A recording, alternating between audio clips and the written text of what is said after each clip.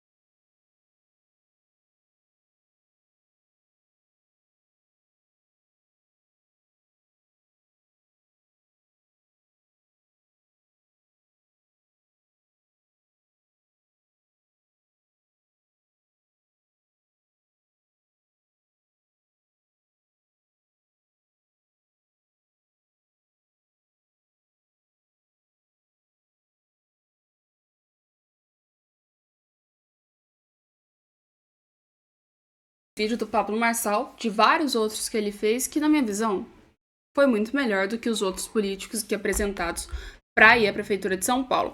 Mas de tudo, a gente tem que lembrar que Ricardo Nunes não é o melhor, mas comparado ao Boulos, vou te falar, preferimos o Ricardo Nunes, porque o Boulos ultimamente, colega do céu, o que tá acontecendo?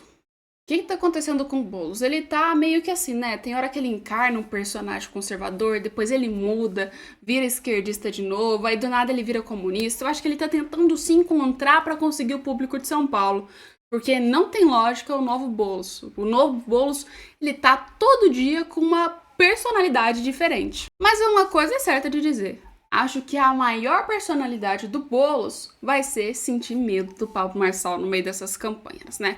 E eu tô falando disso daqui. Boulos sobre embates com Pablo Marçal. Normativa, baixarias e muitas coisas que não pretendo fazer. Pois é, será que mesmo? Ou será porque o Boulos não tem capacidade de contrapor os argumentos no debate? De resposta a Marçal, nas redes sociais dele, para que ele tirasse os vídeos. Houve alguns embates protagonizados, o senhor tentando arrancar aquela carteira de trabalho. O senhor vai melhorar as suas respostas? Quer dizer, as campanhas tradicionais não tem que aprender a lidar com essas campanhas, essas novas campanhas digitais que se baseiam, segundo a visão de vocês, na lacração? Quer dizer, participar de debates, mas aprender a responder à altura? Amanda, normalizar a baixaria é uma coisa que eu não pretendo fazer e acho que a imprensa também não deveria fazer. Né? Considerar normal e achar que você tem que se adaptar à baixaria, alguém ir no chiqueiro, no esgoto e querer te puxar junto, e se você não vai junto é porque não sabe jogar o jogo, eu não concordo com isso. Eu acho que essa baixaria é antidemocrática, é inventar mentira, é fake news. A gente já viu em que isso deu no Brasil. Isso deu no pior presidente da nossa história.